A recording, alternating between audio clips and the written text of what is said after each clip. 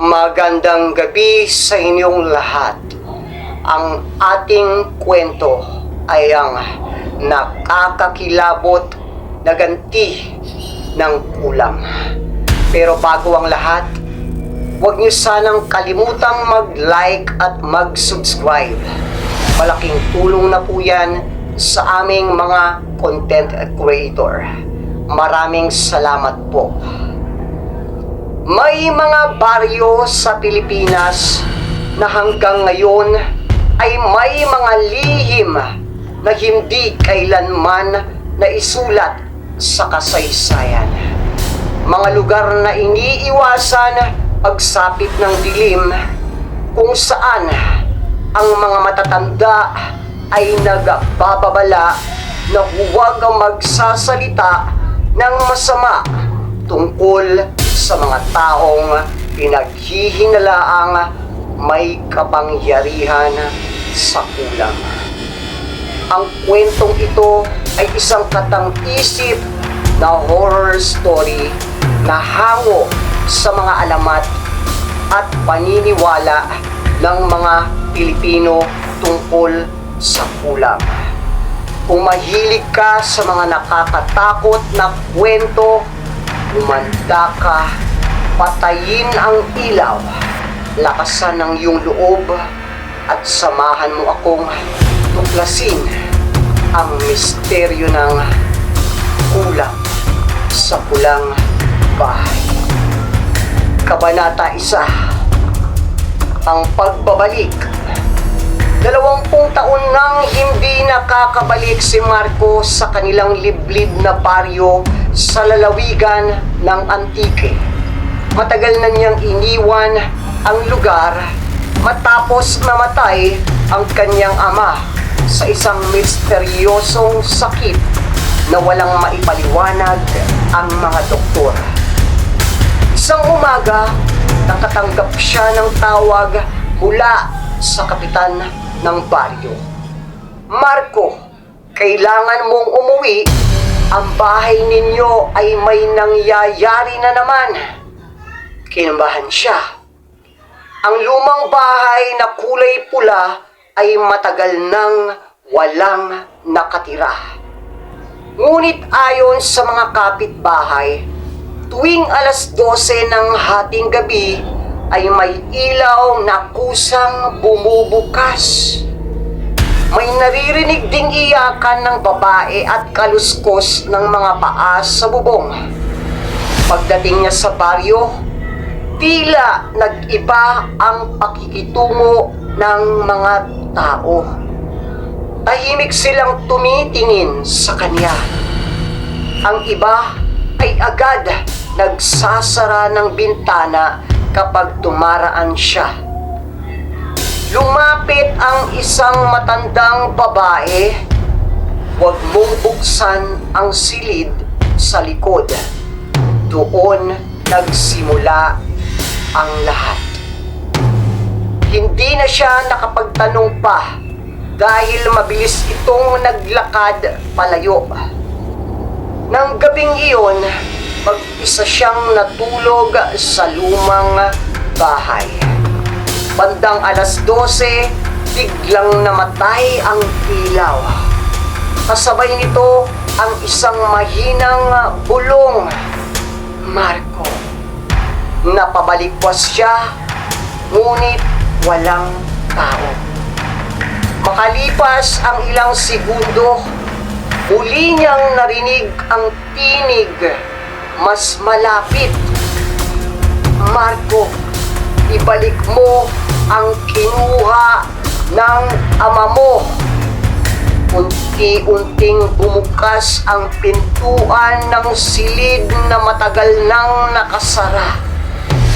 Mula roon ay may lumabas na malamig na hangin na may kasamang amoy na nasusunog na kandila at bulok na lupa.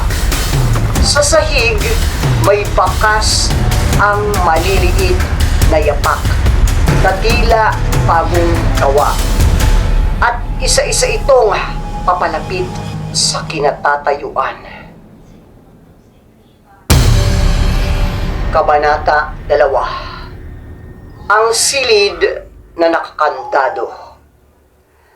Nakatayo si Marco sa harap ng lumang pintuang unti-unting bumubukas. Wala siyang nakikitang tao, ngunit malinaw niyang naririnig ang mahinang paghinga mula sa madilim na silid. Tumitibok ng malakas ang kaniyang dibdib. Nang itulak niya ang pinto, sumalubong sa kaniya ang napakalamig na hangin. Kikislap ang liwanag ng kaniyang flashlight habang tinatanglawan ang loob ng silid. Makakapal na sapot ng gagamba ang nakasabit sa kisame. Basag ang mga bintana at tila ilang dekada nang walang pumapasok na tao roon. Sa gitna ng silid ay may isang lumang mesa na natatapakan ng itim na tela. Dahan-dahan niya itong hinila. Tumambad ang isang lumang manikang yari sa tela. Ang mukha nito ay puno ng mga karayom at sa dibdib nito ay may nakasulat gamit ang pulang tinta ang pangalan ng kanyang ama. Bigla siyang napaatras. Kasabay nito ang isang malakas na kalabog sa likuran. Lumingon siya, ngunit walang tao. Ang pintuan ay kusang nagsara. Paulit-ulit niyang sinusubukang buksan ito. Ngunit tila may humihila mula sa kabilang panig. Maya-maya'y may narinig siyang mahinang tawa ng isang matandang babae. Hindi ka dapat umuwi. Napalingon siya sa sulok ng silid. May isang aninong nakaupo sa lumang tumba-tumba. Unti-unti itong tumigil sa pag-ugoy, pagkatapos ay dahan-dahang tumayo.